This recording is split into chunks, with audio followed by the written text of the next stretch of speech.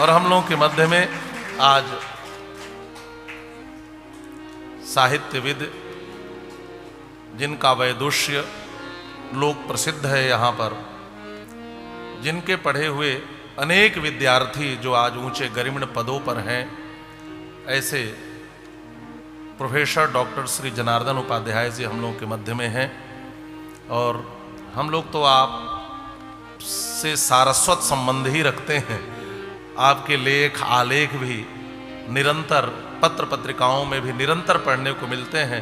तो इस प्रकार से आपकी उपस्थिति जीवन में हमेशा बनी ही रहती है और आप सशरीर आज उपस्थित होकर हम जैसे बालकों को कृतार्थ कर रहे हैं। तो मैं आपसे आग्रह करूंगा कि आप मंच पर आएँ। 2 शब्द आशीर्वचन के आपके हम लोगों के मिलने चाहिए। तो आप यहाँ पर आएँ और अपने श्री वचनों से हमें आप्यायित करें। डॉक्टर श्री जनार्दन उपाध्याय जी, आपके संरक्षण में अनेक विद्यार्थियों ने, आज कोई पीएचडी की डिग्री प्राप्त कर ले तो लोग कहते हैं कि उसने पीएचडी किया, और आप जाने कितने पीएचडी धारकों के निदेशक रहे हैं।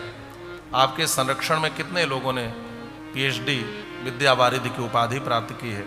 ऐसे डॉक्टर श्री जनार्दन उपाध्याय जी से आग्रह है कि आप 2 शब्द हम लोगों को आशीर्वचन के प्रदान करें।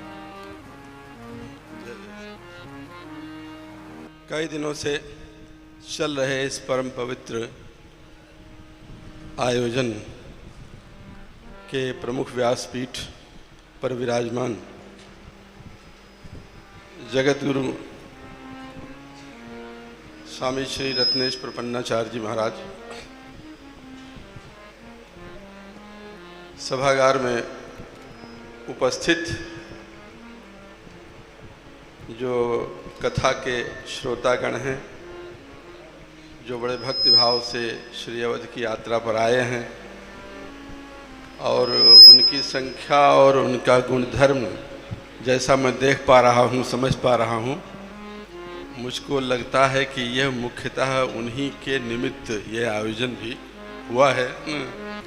वैसे कोई आयोजन अच्छा होता है तो उसके लाभ की कोई निश्चित परिधि नहीं होती, वो जो भी चाहे उसका लाभ ले सकता है। जैसा आदरणीय स्वामी जी का संकेत है, यहाँ मैं कथा का तो बिल्कुल अभ्यासी हूँ नहीं, श्रोता ही रहा हूँ।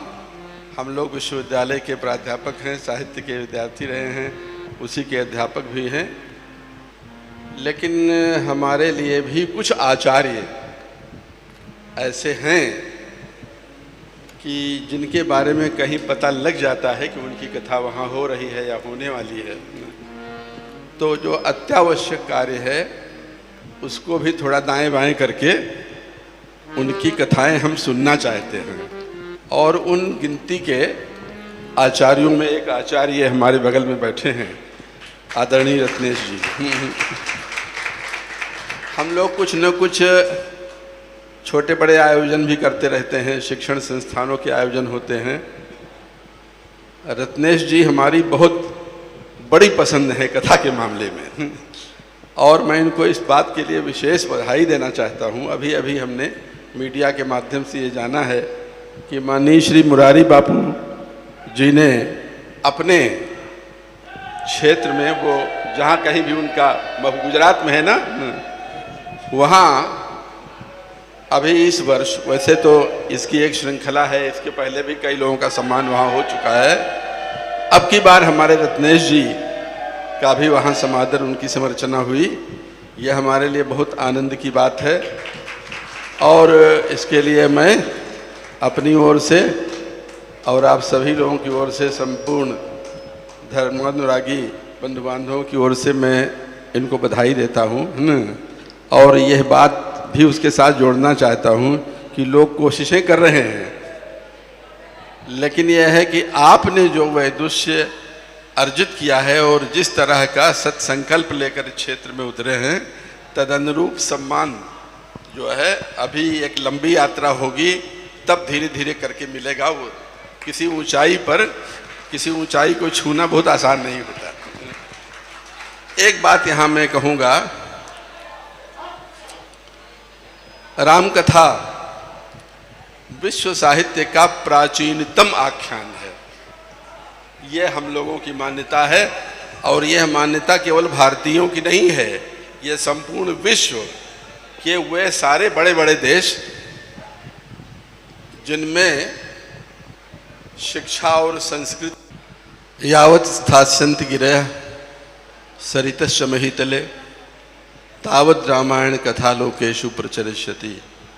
यह एक विश्वास प्रकट किया गया है प्राचीन वाङ्मय में कि जब तक इस धरती पर पर्वतों की सत्ता रहेगी, जब तक सरिताओं का प्रवाह रहेगा, तब तक राम कथा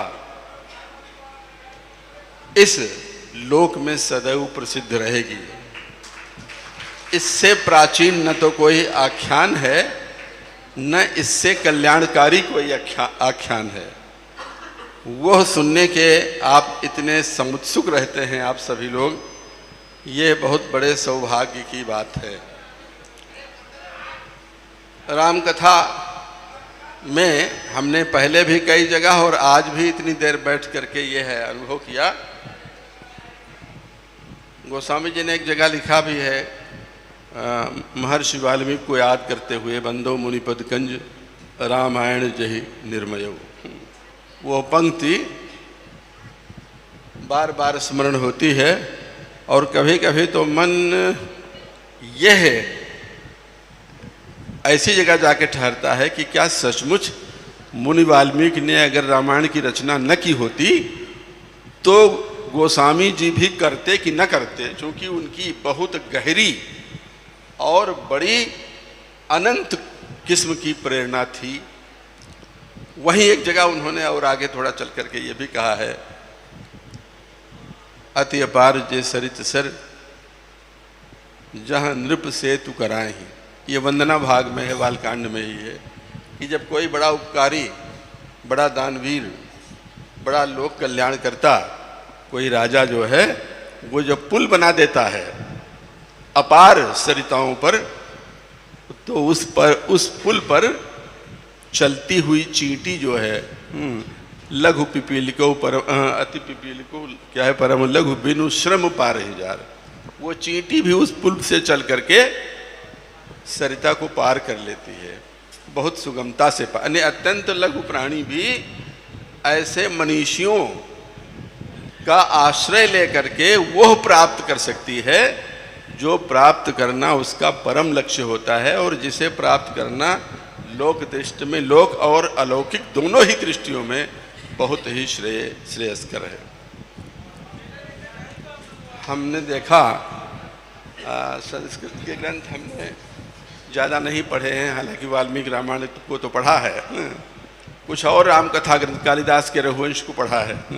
अभी स्वामी जब कह रहे थे कि लौटते हुए राम सीता को जब स्थान बता रहे हैं कि यहाँ ये घटना हुई, यहाँ ये घटना हुई, वहाँ वो घटना हुई न, तो वो रघुवंश में बहुत ही इसका अच्छा प्रसंग आया हुआ है। बहुत सारे ग्रंथ हैं, और भारत की तमाम अन्यान्य भाषाओं में भी हैं। हिंदी संस्कृत में तो है ही हैं, और भी क्षेत्रीय भाषाओं में हैं। प्रसंगों में तमाम अंतरण भी है, लेकिन मूल जो आख्यान है वो अपनी जगह यथावत है। तो कहना हम यहाँ ये चाहते हैं कि वाल्मीकि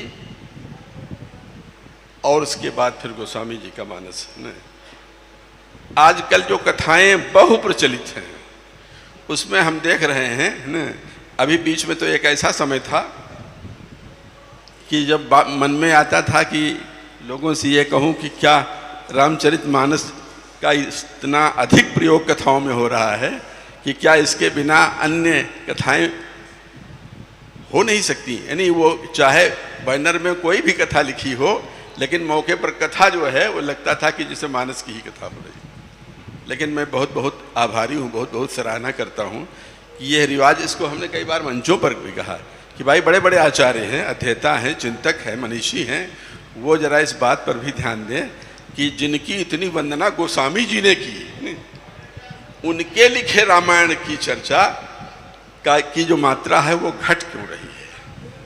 काहे को ऐसा हो रहा है?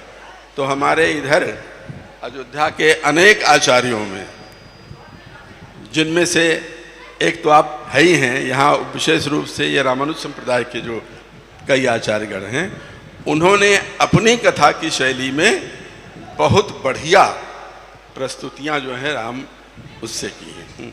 और हम थोड़ा थोड़ा यह एहसास करते हैं कि कैसे गोस्वामी जी इन कथाओं पर मुग्ध हुए होंगे। तो अब ये तो आज कथा के विश्राम का दिन है, यहाँ कुछ बहुत लंबा वक्तव्य देने का उचित समय भी नहीं है, और मैं तो सुनने की ही भावना से आया था। कई दिन से इसकी कसक भी थी कि मौका हर हालत में निकालना है। रत्नेश जी की कथा अब निकली जा रही है, आज तो अंतिम दिन है, लेकिन आज मैं आ गया, बड़भागी हूँ इसके लिए। और सबको जो भी यहाँ आए हैं उन्हें अयोध्या धाम की ओर से नमन करता हूँ। आदरणीय व्यास श्री रत्नेश जी को प्रणाम करता हूँ, और इस के लिए जो भी जिस भी रूप में निमित्त बने वे सब मेरे लिए प्रणम्य हैं, नमन के पात्र हैं। बहुत बहुत धन्यवाद।